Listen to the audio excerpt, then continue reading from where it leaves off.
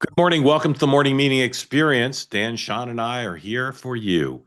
Last 24 hours off the president's speech has set off a series of events that requires me to remind everybody this platform is for all voices. If you hear something you don't like Sean's tweet or Dan's tweet or my tweet, use it as an opportunity to learn. Don't contact us and say, why are you giving people a pro Trump or anti Trump platform? That's not what this platform is. It's a platform for all voices. So welcome in. If you're here on the two-way platform and would like to ask a question, whatever your point of view, ideology, affiliation, house of worship, place of work, favorite sports team, you're welcome here. Raise your hand for be part of the conversation. I'll run through the day book and then Dan, Sean, and I will talk about it. Lots of familiar storylines today, lots of indecision. If you've got a portfolio you're betting on, this is a good place to be because Dan and Sean are going to give you actionable information about where things are headed. If you're watching on YouTube or Twitter, great. Thank you for watching. Don't put smack in the chat. That's all I have to say about that today. But I'll say again, all voices are welcome here. Too much of America media and political discussion is for one tribe or the other. This is for everybody. And if five straight people talk and they're Democrats and don't like Donald Trump and you like Donald Trump, use it as a wonderful opportunity to understand your fellow Americans. You can use it for personal enlightenment or perhaps to develop your oppositional strategy, however you see fit. But don't denounce them or the platform because we're for all voices. Thank you for coming. Welcome in. Here's what's happening. The president's schedule, put that up so Sean can analyze the pool, please. It came out at about 8:25 this morning, which is why I didn't have it in our day book. He's supposed to sign executive orders at 2. It says closed press. Again, going to Ladbrokes, putting down a fiver, bet that becomes open press. And he may well sign the abolition of the Department of Education, something I learned at Schoolhouse Rock would require a congressional law signed by the president. But we'll see. Sean, pool analysis. Who do you see on there that catches your eye? I'm really excited, Mark, about Bloomberg being the wire source. No, the secondary TV correspondent today is OAN, One American News, and the new media is Breitbart. So it'll be interesting whether that's Matt Boyle himself in there or not. But those are the additions today that are interesting. Obviously, the New York Times is the print, and you've got all four, actually four photographers today, including Getty. I wonder if the New York Times does get the opportunity to go into the Oval Office for the photo ops, whether it's Peter Baker, a current, I would say, non-favorite of the White House. You hear a lot of chatter at 1600 Pennsylvania Avenue. They're not super keen on Peter, but well, the one thing on the photog is, I think I mentioned this before, the president loves Doug Mills. He's an amazing photographer. And he creates iconic pictures. Iconic, yeah. He's a great person and a great photographer, and the president really he's got just a amazing artistic quality of capturing some of the most iconic moments in history in photography. Yeah. By the way, there is no definition of new media here. I'm getting the sense, given that there are some organizations that have been around for a very long time that seem to be new media. New media is anyone that Joe Biden. I think what it is, Joe Biden wouldn't let in the Oval. That's I think what it is. I mean, again, you can call it what you will, but it's organizations that are not accredited by the White House Correspondents Association.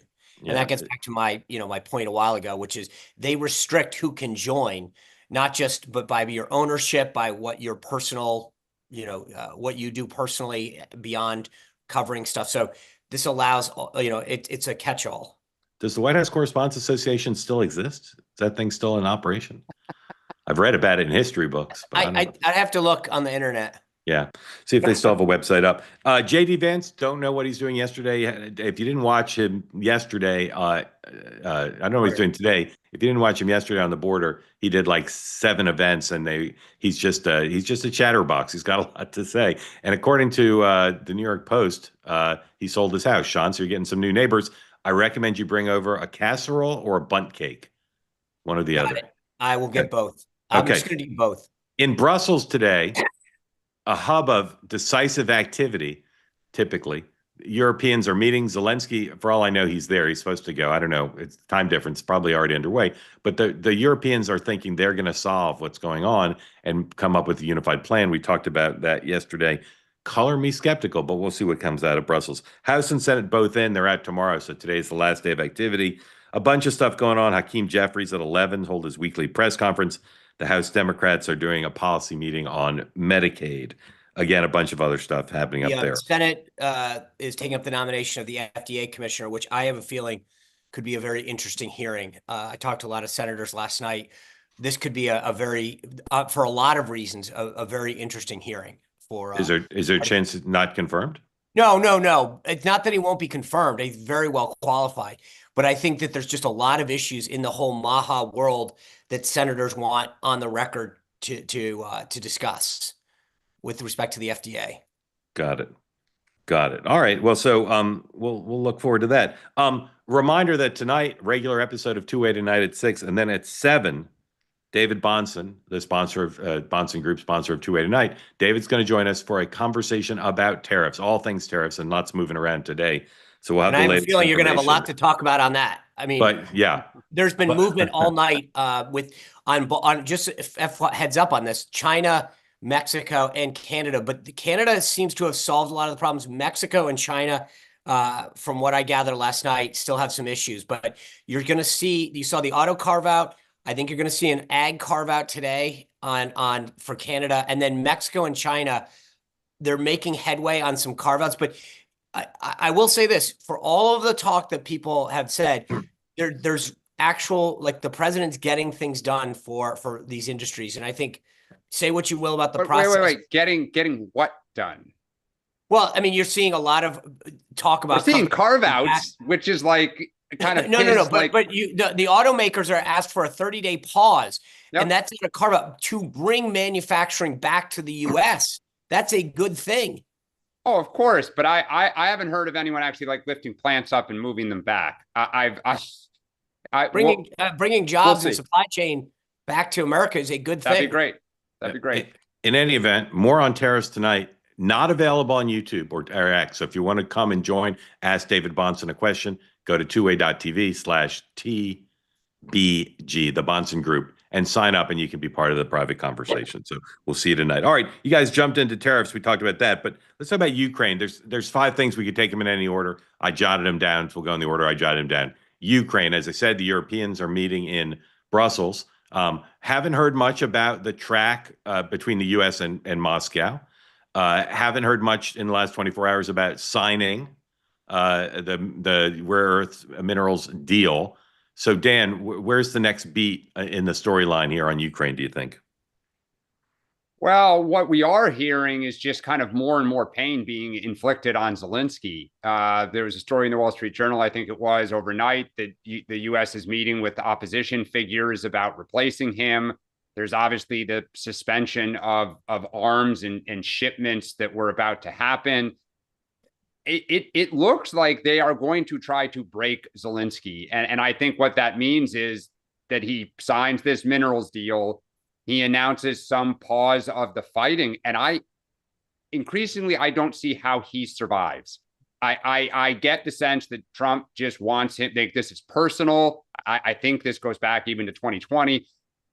I don't see how Zelensky is the one negotiating, with the administration here. And I don't even think Ukraine's going to negotiate anything. I mean, I really get the sense Trump's going to dictate to them what the terms are. And to your point, we don't know what that looks like and what the conversations with Moscow are. Sean. Yeah, I think there's a video that circulated last night that seemingly suggests that Zelensky is backing away from the position. It's translated, so I'm taking the view of whoever's translating this. This is not helpful. I mean, Zelensky is sending mixed messages himself. This is not good, and it's only going to make the president more upset that we're not locking in a deal. So the further the less that he shows a willingness to want to do this, I think that's a bigger problem to getting this thing resolved. The one flip side, Macron stepping up last night, giving this big television interview saying, hey, it's time that Europe took more responsibility for its own backyard, more responsibility for investing in its defenses, is a good thing for the world and a good thing for safety. So I will say, again, a byproduct of this is getting Europe to take responsibility for itself, invest in its own defenses, not rely entirely on the U.S., but this is not helpful for Zelensky. He is sending mixed messages, and I don't think that works out well. Yeah, put up Go ahead. I was going to say, I mean, we're all kind of skeptical that Europe can step up. But that would be the only safety line for him. If Europe could come up with a plan, funding troops and be unified, it would strengthen Zelensky's hand to say to Trump, I'm not signing what you want, and I'm not going to agree to this. And I've got somebody willing to help me either continue this war or, be the boots on the ground. So we need to be at the table. I'm very skeptical. That's the only way that works, though, because right. Putin doesn't take Europe serious. Yeah. So the only take thing Ukraine seriously. Huh? Right. Yeah, but I don't think he he's takes not Zelensky seriously. Like Yeah. Starmer saying, hey, I'm going to send boots on the ground and planes in the air doesn't spook Putin. You know what one of my favorite James Carville expressions is? I'm not sure. My voice is too sore to do the imitation, but if ifs and buts were beers and nuts, we'd have a hell of a party. Athletic directors. We'd all have a Merry Christmas. He said it in more of a New England accent. Yeah. But I will say this one other side note on Ukraine that I think is important to note. At the beginning of the Trump administration, every single day I was plagued with a question about Michael Flynn and the Logan Act with respect to Russia. There are now serious reports that I think they've been denied. I think they've been denied. Have they? I think they've been denied. I mean, you can say it, but I think they've been denied. I'm just saying, fine, but I haven't seen them. That Victoria Nuland and Susan Rice and others from the the Biden administration were undermining the deal and telling and advising Zelensky not to do that. Now, if that's true, if that's not true, that's great. If it is true, there needs to be equal prosecution under the Logan Act that Michael Flynn faced. Well, you can bet the only nuance here would be that the Logan Act says if you are negotiating. So in Flynn's case, he and Trump were about to come into power, right? So you could be negotiating kind of against the standing U.S. government. To state the obvious, Trump will be president for the next 4 years. The Biden team is not about to come into power. Yeah. So I mean, there would be. But it would look terrible. Yeah, but I'm not even sure there's contact. All right, so put up 101, please. So we know that the president has announced a temporary, at least, a suspension of military aid. There have been reports, some denied. I'm not really sure where it stands, that there's also been a suspension of intelligence cooperation between the U.S. and Ukraine. And now this. According to Reuters, the president's going to revoke the legal status of 240,000 Ukrainians here in the U.S. Sean, is the president trying to pressure Zelensky? Is he trying to demonstrate that he's got hostile to the Ukrainian people? Why would that happen? I think because of that. He wants to pressure him and get his own people to force him to sign a deal. Dan? I don't think he's pressuring them. I think he's humiliating them. I mean, this is like going after Democrats, with the FBI, so to speak, the way they threatened during the campaign. I mean, this is about, look, this is Trump's MO. To me, it's, awful, but he is who he is, which is every lever available, every way that he can punch, kick, and scratch you in the face, he does. And this is another example. By the way, for our ally. Yeah. All right, let's talk about Gaza. Remember, not that long ago, there was furor in Israel over the way the Hamas was releasing the hostages and the treatment of the hostages and the murder of some of the hostages. And everyone assumed that Netanyahu was going to react. He really didn't in any way that we saw. Yesterday, Donald Trump met with some of the released hostages in the Oval Office and then put on Truth Social basically a green light for Bibi, saying, do what you want, and a warning to both the leaders of Hamas and the followers of Hamas: time is up, and you need to release hostages now, or hell will be unleashed. And a green light saying, Bibi, do whatever you want. We're here to help you. Dan, where is this going? I mean, I have to say to start, just the irony of this issue is it is the complete opposite of Ukraine, and it is the kind of clarity and strength on behalf of an ally that I think a lot of people hoped we would show to Ukraine. And it's also just ironic because, I mean, just to be fair, like, it's the flip side of, Democrats, right? I mean, the allegation was kind of more that we were treating Israel the way Trump is treating Ukraine and vice versa. Look, I think the tricky thing for Trump here is we're on the side of Israel. Americans are outraged about what Hamas did. We are supporting Israel's right to kind of clean up its own neighborhood and try to deal once and for all with Hamas. Whether or not we deal with Iran too, we'll see. The challenge, I think, for Trump is he does not want a war to break out that is going to potentially drag us in, either obviously with boots on the ground or financially. I mean, every argument that he makes for Ukraine, Americans are tired of spending money. I want peace. Like, we're heading down potentially the opposite train track here. And every poll out recently shows him underwater on this issue by 15 to 20 points. So the American people are not with him here the way they are with him on Ukraine. Sean. I mean, it is. I will say I agree with Dan in the sense that when you're with him, this is the difference. Netanyahu has been, supportive and communicative to talk to him about tactics, and this is what you get now. It's the support and the backing of him. Whereas Zelensky has, I think, felt like he was not supportive of President Trump and what's going on and how to get to peace.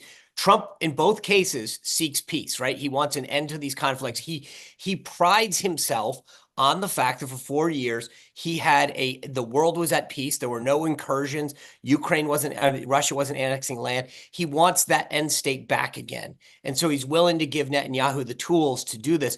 My concern, frankly, is actually different, which is at some point, Hamas is going to say, you've threatened us. Nothing's happened, right? So these guys at some point have to act. And Netanyahu has to say, Mr. President, you've given me the green light. I'm going to go. But Hamas needs to know that they mean business if you're going to threaten it. We're not too far away from sundown in Israel. And I'm not making a prediction to you here, but I'm telling you to keep your phones close this weekend because we may see some activity. That's all I'll say. All right, Doge. If I would spend a lot of time talking to folks on the Hill in person on Tuesday and by text and email last couple days, and there is a sense amongst Republicans, even with Musk's visit to both the House side and the Senate side to try to calm the horses a little bit, there is this concern. Their phones are ringing off the hook. There's a suspicion that some of that is AstroTurf ginned up by the left rather than just constituents calling in organically. But they're also hearing from major employers, from their universities. There's a broad-based sense that not just because of Congress's co-equal status, not just because they don't feel they're being particularly well informed, not just because they don't all have a relationship with Musk, not just because they are hearing complaints from constituents, including major employers. Some of them have genuine concerns that these cuts are not a good idea. Put up the Tom Cole quote. So this is a quote from Tom Cole. Tom Cole is one of the smartest members of Congress in either party, one of the best liked. He's one of the few Republicans in the House who still has good relationships with Democrats because he's a super nice guy, super smart. He's also, I believe, the only current member of Congress who used to be a professional pollster. Tom Cole said this to the Washington Post. With all due respect to Mr. Musk, he doesn't have a vote up here. Give courtesy to the members.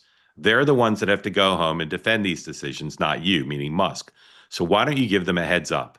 You are certainly complicating the lives of individual members, and you might be making some mistakes and hurting some innocent individuals in the process. Sean, why is the fact that Tom Cole said that to the Washington Post significant? It's basically like having a conversation with him without having it, and more importantly, to President Trump. That's telling President Trump, I'm telling you, I'm giving you a roadmap to success.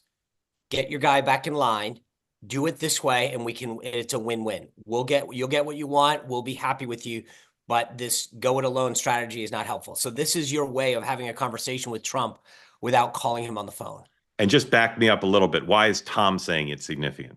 Pardon me, Congressman Cole. Why is Congressman Cole he's chair of the Appropriations Committee. He chaired the NRCC. I mean, like you said, he's got credibility. He was the ED of the NRCC. He was a pollster. I mean, like, people view Tom Cole not just as sort of like a elder statesman, a guy who's been around, but he's got political chops. You know, he's well liked. What would we say about him in New England with describing him in 2 words?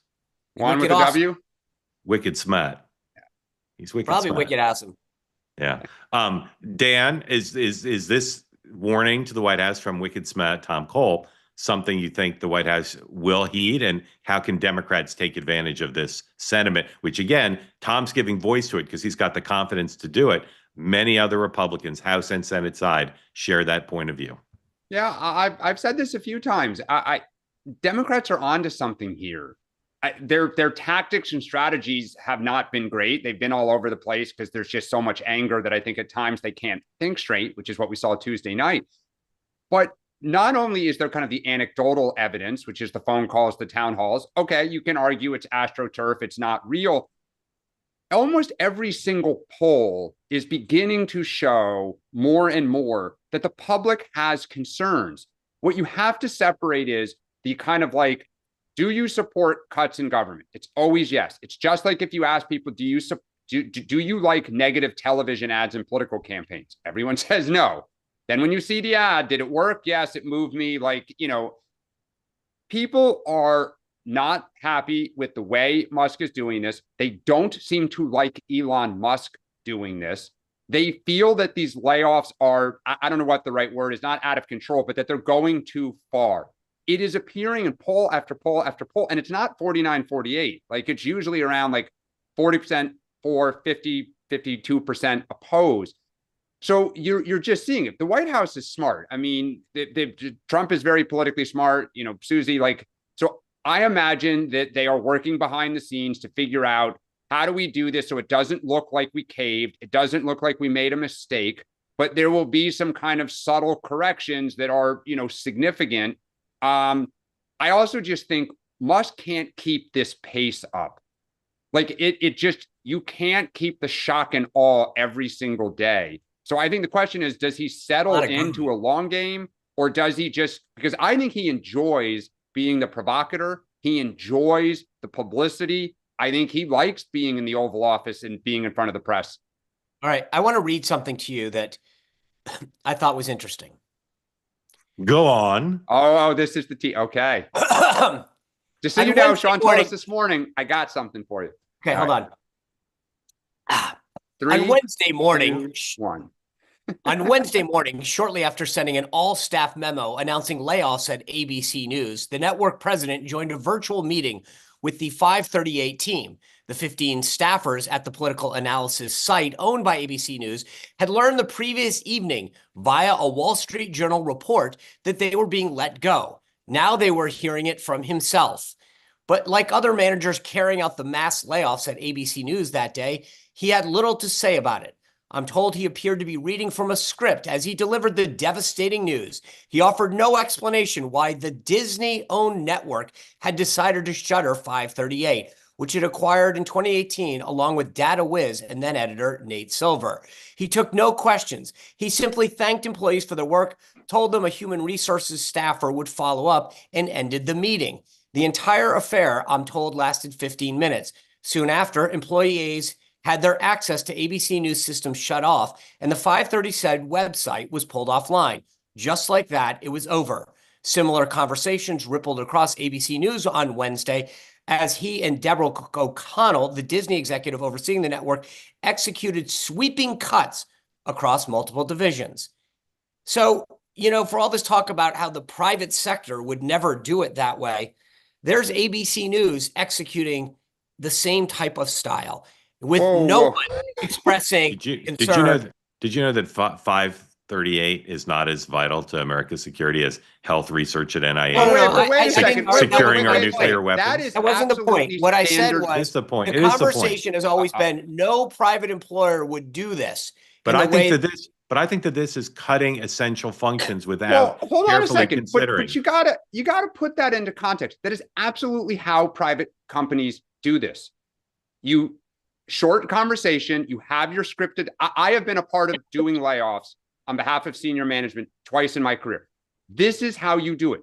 HR gives you a script, you practice, you role play. You usually take 1, maybe 2 explanations about why this is happening. You thank them, you show grace, you are prepared if they get angry.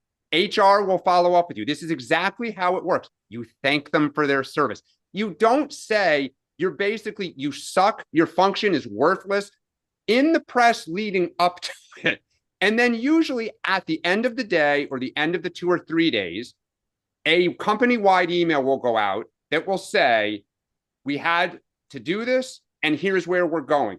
Sean, that is totally normal. And that is not in any way, shape, or form what Elon Musk has done. Plus one.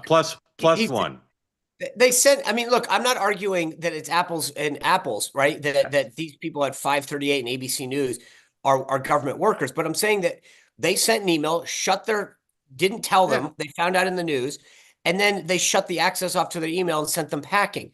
So, Right. I mean, Well, you look, have to turn it off. You cannot no, risk. but I This is guess what what I'm happens. arguing is for the longest time, the narrative has been no one would ever do this in this way, and But yet you're creating a straw man about what this is. No one's saying Yeah. that people in the private sector don't fire people just the way ABC did. No one's saying that.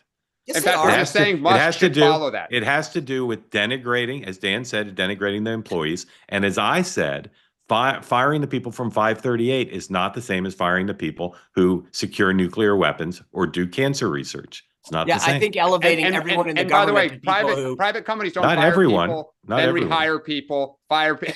Like Yeah. it's not how that works. Yeah. well, But you- sometimes but- it is. but- Actually, I know a contract, an officer, a company in DC that was acquired by a private equity firm. They went in, told everyone that they were fired, but they could be rehired on a contract so that, they fired everyone and then they brought them back on as contractors so that from a PE standpoint, it looked a lot better. I mean, in the spirit of peace, love, and understanding, I'm not saying your metaphor is useless. I think there's something to it that's because very nice of you.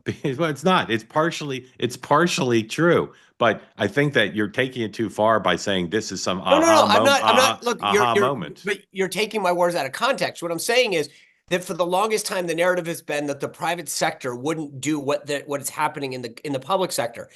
And they did this. And ABC News, who reports on how bad this is, just did it to their employees. And no one gives a crap that they treated people the same way. Understood. All right. Thank you for that.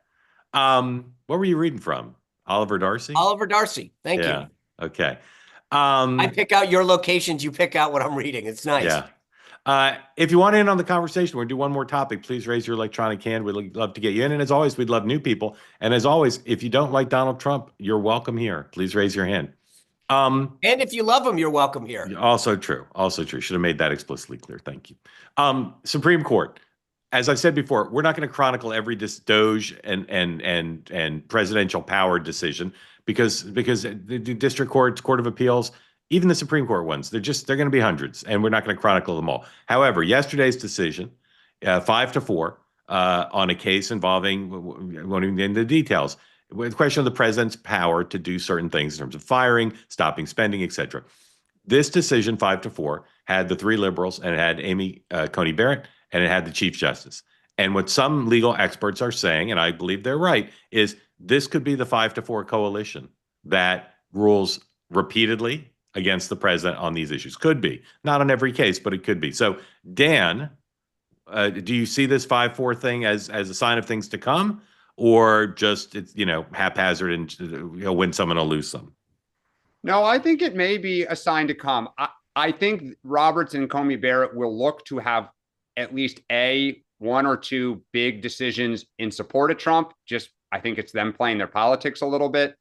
But it sounds like, and I'm not a lawyer, that a lot of these cases are fairly similar. So I'm not sure, once you rule on one or two, I think it's going to be hard to kind of, split babies and say, oh, this is really different, and therefore we're going to go in a different direction. So look, we've been asking since this started, would Congress push back and would the Supreme Court push back? We're starting to see Congress kind of inch closer to potentially, standing up to say, wait a second, we have to codify this, or, we have the right to appropriate it. And I think you may see the courts start to say, you just can't do this. So we'll see. Sean, is there mega concern about one of the president's own nominees? Yeah, absolutely. I'm concerned. I will say I'm not a lawyer. I only watch Law and Order, and increasingly less as it becomes woke. But I think there is a nuance to Dan's point on how these are, like, where the court is having an issue and saying, okay, this is like they're threading needles on this stuff. And so the way in which things happen.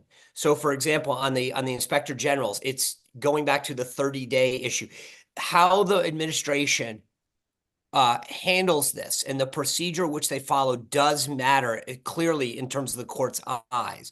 So the court, I think, will be ruling in a much more surgical way, saying you have the right to do this, but you didn't do it right, or here's the way we're going to narrowly rule in this fashion. As I said yesterday, there's two issues here. One is the legal outcome, especially in the short term or the long term, because some of these, the court's saying, yeah, you can keep going. It's the opposite. You can keep going, but we want to hear more. Some of them are saying, we're going to stop you, but we'll hear more. I think the other point that I made yesterday is for folks on my side of the aisle, we're excited that the president is fighting a lot of these battles. And the idea that he's trying to, cut this spending out and the court's saying you can't do it. I still give President Trump a ton of credit for trying. And I know that he's going to keep going forward. You saw yesterday, we talked about DOGE. A big takeaway from that Senate meeting was a potential rescissions package. And that's got a lot of people excited to codify a lot of these cuts in law. And so I think that the president is showing through his cut at his potential executive order on the Department of Education. These are things, go back and read some of the Heritage Foundation documents from the late 90s, early 2000s. He is doing what we have talked about wanting to do for decades on end.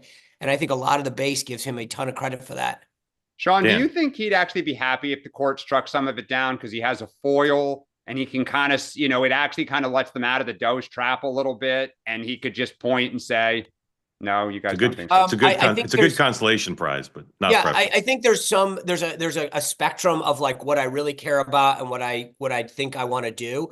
And so, like anybody, I mean, there's certain things that when you go to a restaurant, you're like, okay, that's they're not available tonight. Okay, but I'll take that. There's things that he really wants, and there's things that I think he could say, all right, I tried.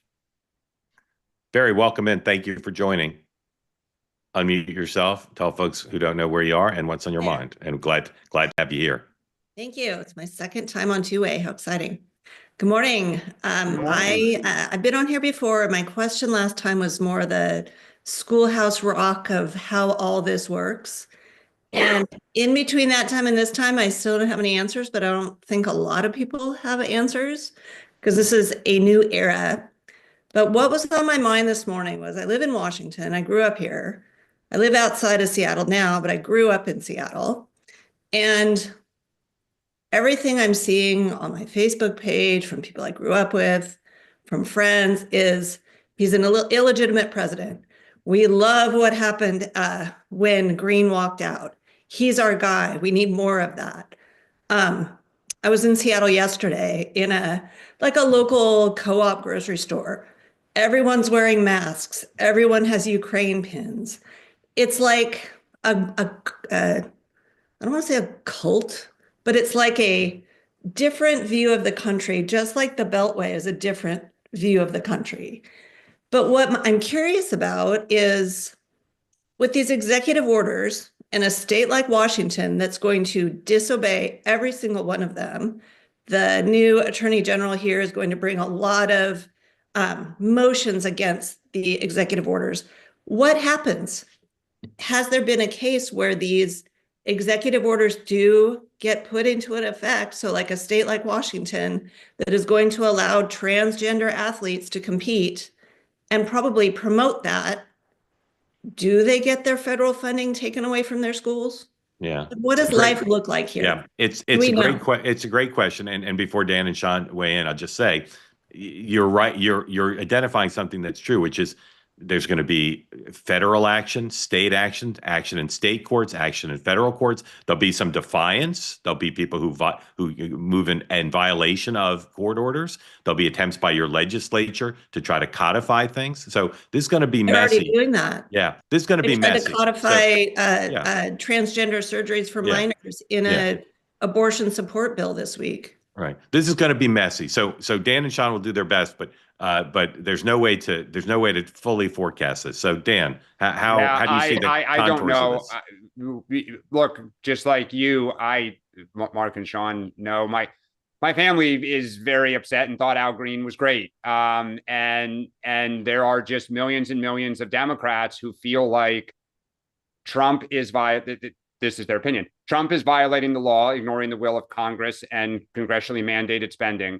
So why should we, obey what they're saying? And as you've heard people come on here now for a couple of weeks, worried about what if Trump disobeys the law, like meaning a court ruling, and he just says, like, go pound sand, you have no way to enforce this. I don't know.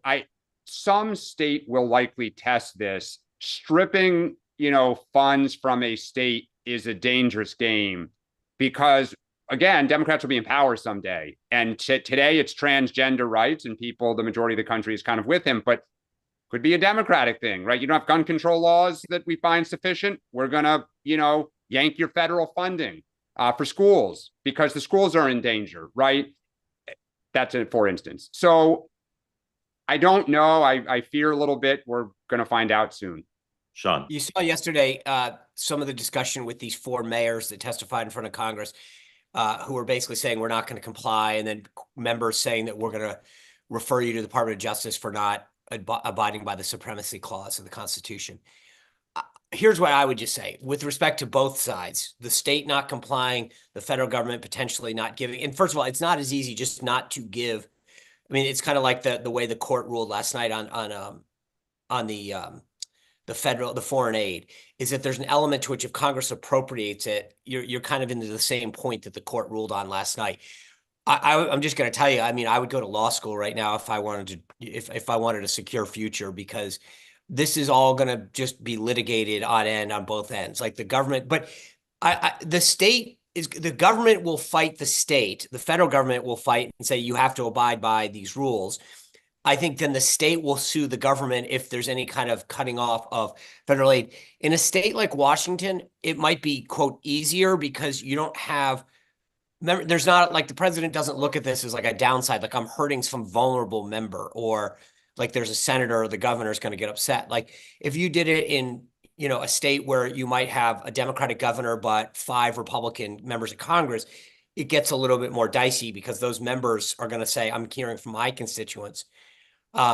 Washington, obviously being a lot more on the left, it's going to have a lot less political pushback, which is why I think you end up with just a bunch of lawyers suing each other. Yeah. I mean, it's becoming its own private island. I feel like I don't know if it's the same in Oregon and California, but I look at like yesterday, Sean, I was listening yesterday morning and Dan brought something up. You said 2 words that you cannot say in Washington right now. And it's, I Merry disagree. Christmas? No. Yeah. I disagree. You said 2 words. I disagree. If I said that about anything that, makes me look like a Trump supporter in Washington, I would be unfriended on Facebook from someone I've known 40 years. People are so dug in on this. Yeah. There's no coming back. And then all the reasonable people are leaving for Idaho and other places. So then Washington does become kind of an island. Yeah. Barry, what are prices like at the co-op now? Crazy. I think I bought my mother a couple of oranges and it was $11 for $11 for 2 oranges? 2 organic oranges. Were they beautiful? They were. I got a grapefruit yesterday for $1.99, so I could send you some stuff, but it's probably it probably came from the West Coast here, so I'd send it back. But I will tell you one other thing you got in my mind. I don't really know how to use AI well, but I think we need to do some kind of updated Schoolhouse Rock where it just shows how it really works. Yeah. Seriously. Barry, thanks for coming. Thanks for coming back, and please come regularly. We love having you on, and bring some of your liberal friends, and we'll try to convince them. I'm trying. They think this is all. They think Two-Way is all Trump supporters, so they won't be seen with those people. Anyway, all right. Thank you. Thank you, Barry. Great to have you. All right. Where was I going here? Andrew Jackson. We need a little presidential wisdom. Yeah, Mr. Andrew Jackson. From Mr. Tennessee Jackson. or where here? Mr. Jackson, I'm not gonna guess nasty. New York.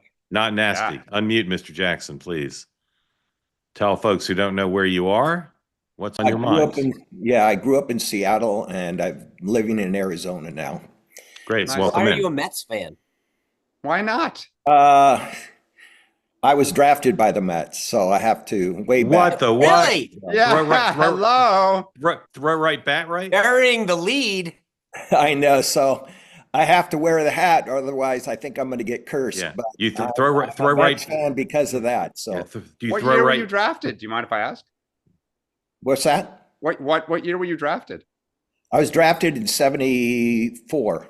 Okay. Throw right, bat right. I was drafted out of high school in the 58th pick. I was a shortstop. Did you throw right and bat right? Excuse me? Did you throw right and bat right? Yeah. Are you a righty? I'm a righty, yeah. But Yeah. I was a shortstop. You can't be a shortstop to be a Yeah. left. Yeah, correct. And where did you end up? Excuse me? Did you play double, triple? Where No, did you play? it's a long story, but We got time. Nothing okay. more interesting than this. Okay. Tell us the short version. Did they sign you Okay, or just this draft you? might hit some people, but I played, my dad wanted me to hold out. So I played a year of college, and after that college year, I was getting really bad headaches, very dizzy, and I ended up being diagnosed with a brain tumor. Oof. So That ended your baseball career, but not your life because you're with us now. not my life, Yeah. actually. Wow. Yeah. Well, I have two questions. Yes, sir. That's on my mind. One is JD Vance, and another one is some tariff issues question I have on that. One on JD Vance. It's interesting because in 2016, it was my children who were in their 20s that were excited about Trump. They had never voted before, but because of his style, they could not stand politicians. And just his straight way of talking. My son's a journeyman for a large utility company, works in high voltage, nuclear plants, things like that. So I just think they really connected with him. And that's how I started to get interested in Trump. So I voted for Trump all three times. Um, but this last time, going to JD Vance, I wanted to hear Trump. I was really concerned about his vice president pick because it has to do with long-term strategy. And I thought I wanted JD Vance. I was pushing for JD Vance, but I thought, he's going to pick a C, some average guy that's not going to take, the limelight away from him. And when he chose JD Vance, that really tied me in because he was thinking, I don't know his thinking, but the reality is it was a long-term vision Mhm. beyond him. And my now I have never heard this take, but dealing with Musk, all the arrows are going at Musk. And one of the things is a lot of people say, well, that's covering Trump. Trump likes it because everything's focused on Musk, not as much on Trump.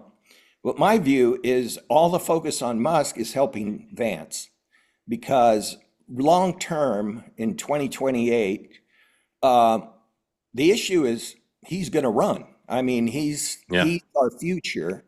And I hear that from everybody. I mean, everybody loves Vance, not simply because Trump's a fighter out in New York, but Vance is a fighter in a different way because he comes from the middle class. I was born in the projects. I grew up on the streets, middle class, lower middle class, and that's Vance. Yeah. I mean, Andrew, let's let Sean and Dan respond to your theory, which it sounds like a good one to me on Vance and Musk. Sean.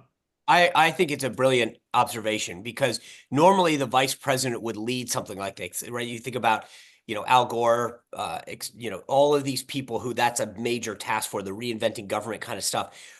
You're absolutely right. I hadn't thought about that. That by him doing this is that Vance gets to go to the border and say great things and not have to be the heat shield on big cuts. So I think it's absolutely brilliant. It puts him in a great place because he gets associated, right, as the number 2 on the ticket with all of the upside, but not the downside because Elon takes the heat. So I think it's a brilliant observation and absolutely makes him even stronger for the future for all right. the. And I think it's not a very good strategy for the Democrats because they're getting all heated up over Musk, and that's all you hear. I don't hear anything else in there. Well, to your point, like you're getting upset about a guy that can't. I mean, Trump isn't running for re-election. Musk can't run for so you're actually giving a free pass to the guy that's going to be a 2028 nominee. Well, so I was just going to say, I'm not so sure about that. I think the question is, how is this effort, the Doge effort, perceived 2 years from now if government is running efficiently, but it's been shrunk both with personnel and the budget, and this looks like a success, then not only will JD Vance get credit because he's the next in line, but he and Musk are very close. Musk, JD or Musk lobbied Trump for JD. They don't hide the fact that they are close. JD spent time in Silicon Valley.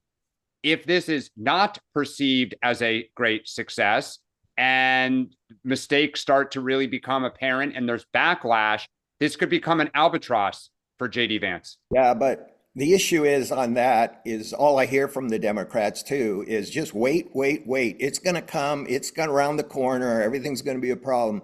The other thing is I think Musk is the money. And when JD runs, that he's going to be. Yeah, but you know what though, Andrew? You live by the sword, you die by the sword. Yeah, we'll see. It is not popular in this country to take $300 million from an individual. Trump, no, nobody cares, Dan. Nobody cares. Oh, no, hold on. I disagree as someone who raised money. No one cares about Trump because they think he's so rich, it can't buy him. No one thinks JD Vance is super rich. Oh, I disagree. But Dan, if he'll bundle for him, he'll have a massive super PAC, and no one will. And no one will care. Peter Thiel did when he was running for Ohio. No one will care, Dan. No one. I mean, the base will care of the other side, but no one will care. Mr. Jackson, I'd love for you to come tonight and ask your tariff question to David Bonson at 7 Eastern. Can you do that? Yeah, I was just going to say real quick on the No. I want to get other folks in. Because we've had you on. But if you've got a tariff question, come tonight and ask it. Okay. Okay. Thank you. 7 Eastern. Thank you. Grateful to you. All right. Chad, welcome in. Tell folks who don't know where you are what's on your mind, please. Hey, I am from Dallas, Texas. Sitting here downtown today. I had a kind of just a quick comment, not necessarily a question, and then I do have a question, but I'll be quick. Number one, just I'm a reluctant Trump voter. I've never been a big fan of him necessarily, but I've always been a little bit middle right. And I would have wished something different over the last 10 years for the party, but at the end of the day, I was not going to go to the voting booth to vote for Biden or Kamala Harris. And so the thing about it is I like a lot of what he's doing. I think he's doing some great things with immigration and stuff like that. But it just kills me when I see this stuff, we're in my position as sort of that more middle. When I see the stuff about Ukraine, when I see the comments that he makes, the feels like complete lack of support for an ally when you have the harsh words for Hamas, which is great, but you don't have the same thing for Putin, who's invading, another country. And it baffles my mind. At the end of the day, it all may work out and the deal will be great, but I just don't understand the rhetoric. But that's just kind of my comment on there. Those are the things that drive me crazy as somebody who's like, glad Biden, that administration's done, but what are we doing here? This foreign policy seems kind of silly to me as well. Yes, sir. What's your question? Thank you for that. What's your question? And you speak for tens of millions. Yeah. My question is completely unrelated. I haven't talked about this much, but it's more around education. There's a little bit more talk about it now that we're kind of gearing towards maybe at least talking about ending the Department of Education. As a middle conservative, I've got a lot of friends who are teachers and educators, and they're freaking out, and they're freaking out mainly. I'm in Texas, where school choice is looking like it has the best chance that it's had in a really long time to finally, get passed. But I'm listening to their arguments and their concerns about, funding and things like that. I think I noticed that from a federal standpoint, only 20% of the budget that goes to schools typically comes from federal. So most of it's state property taxes and stuff like that. So I'm just, Trump has done an amazing job of turning Republicans have taken, ownership of the DEI, the 80-20 issues, the things that has completely confounded liberals. And, you're seeing people, turn towards the Republican Party. I'm wondering if education is going to be that next thing. Are they going to step up and actually take over the education issue in a good way and help people understand the bureaucracy is what's hurting us? Okay. But how do they do that? I guess that's my question to Sean is how do the conservatives win this argument? Thank you, Chad. Sean.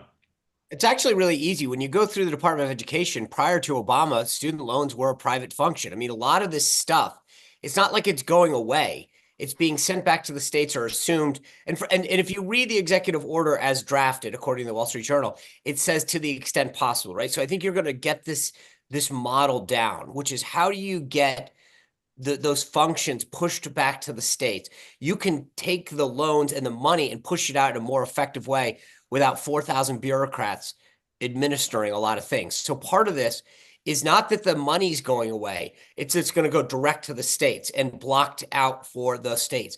That's where I think the conservative movement has had a problem, is the Department of Education trying to centralize a lot of things. We heard that superintendent, where was he from? That gentleman that we had, Montana, Steve. Yeah, from Montana. Yeah. These guys, part of this isn't about the money. It's getting it out of Washington into the states. So a lot of the functions can be assumed by other departments, where you take, and then, like I said, with student loans, you actually had a better system when it was privatized. The government isn't the best way to administer a lot of this stuff. So, you're going to see this thing, I think, hopefully get smaller with a lot of the resources and the money pushed directly to the states. So if you're actually a teacher, this will probably be better for you. You're going to get a lot of the less regulatory and bureaucracy that comes out of Washington and more of the funds. But I will just say the funny thing about the narrative for a while was the left pushback, big picture, has always been, I don't know why you want to dismantle the Department of Education, because it's a state function. And the second that we go to dismantle it, it goes, so many children are going to be affected by it. You can't have it both ways. And I think that what we're going to see is a lot of these resources just get pushed directly to the states, where they have a better idea of how to handle the needs of their state and their school districts than Washington does. I mean, the irony, of course, is the federalization of education, the Leave No Child Left Behind by the Republicans and George W. Bush is what helped centralize a lot of this, and it began to grow. There was an effort in the 90s to do something like this around the Contract with America, and it turned out to be a political disaster, and it collapsed. Now, we're 30 years later, times are very different, but what made it collapse was when people started realizing what the Department of Education does. Are there things that need to be changed? Absolutely, right? The question is, as Sean said, the EO has some wiggle room.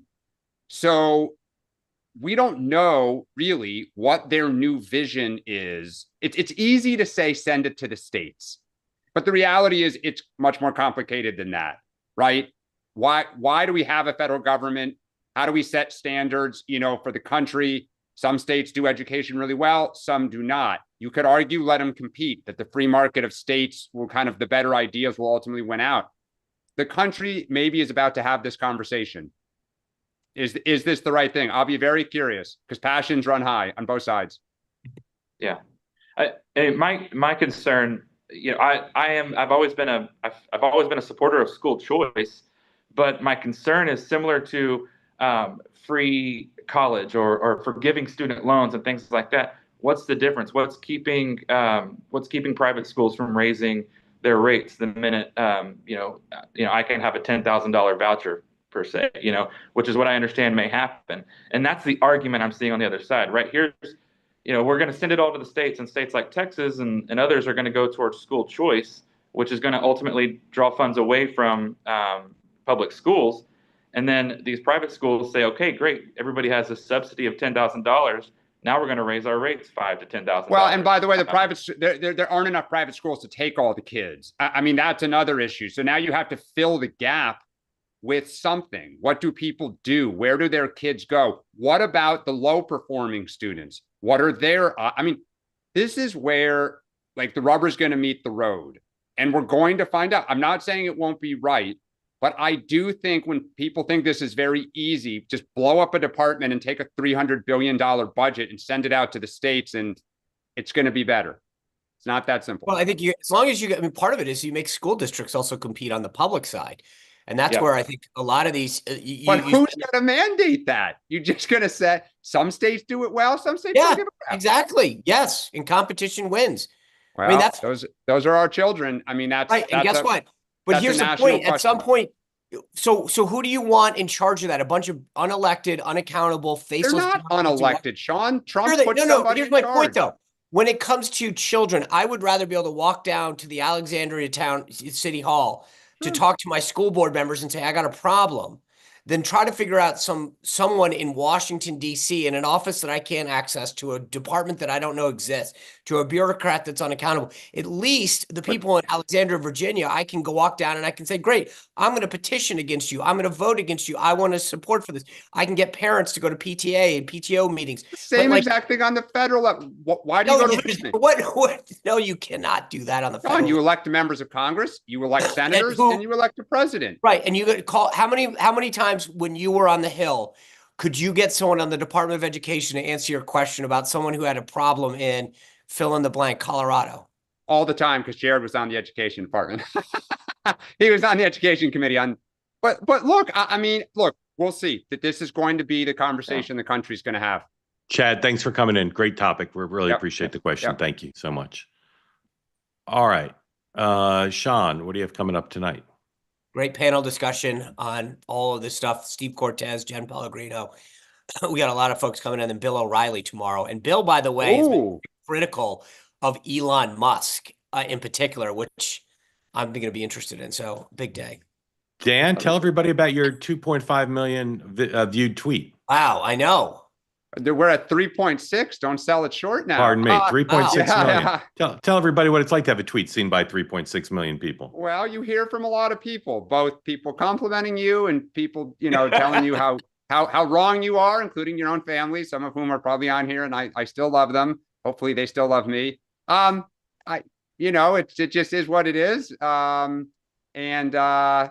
an opportunity for the show to get a bigger audience, hopefully. All right.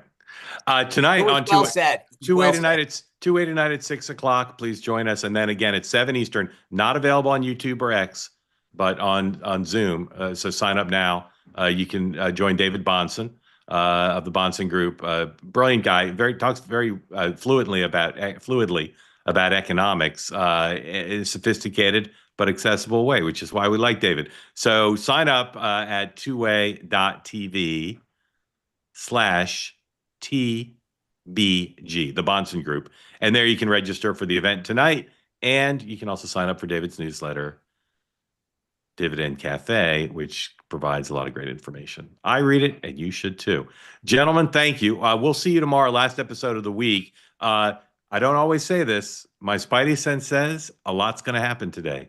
So we should have an action-packed episode tomorrow. It's for the right reasons. I will double down on that. It's more than spidey. It's more than my spidey Friday. sense. Casual Friday. All right. I may wear a Murakami t-shirt. I figure hoodie is in your tomorrow. It's too next warm week for hoodies. In the 70s in the greater capital area. This is going to be it's too warm for hoodies. I might do the show from the park if I can get sufficient Wi-Fi. I can join you there. We can do that. Central Park edition. Yeah. One last thing to tease. Next Tuesday night, we're doing a pilot for a new two-way show that we're very excited about. If you're in New York City next Tuesday night, hold the date if you want to come. It's going to be exciting. So more details to come. But if you're going to be in New York City next Tuesday night, hold the date. Thank you for watching. We'll see you right here back tomorrow, 9 a.m. Eastern time for the morning meeting. Enjoy your day.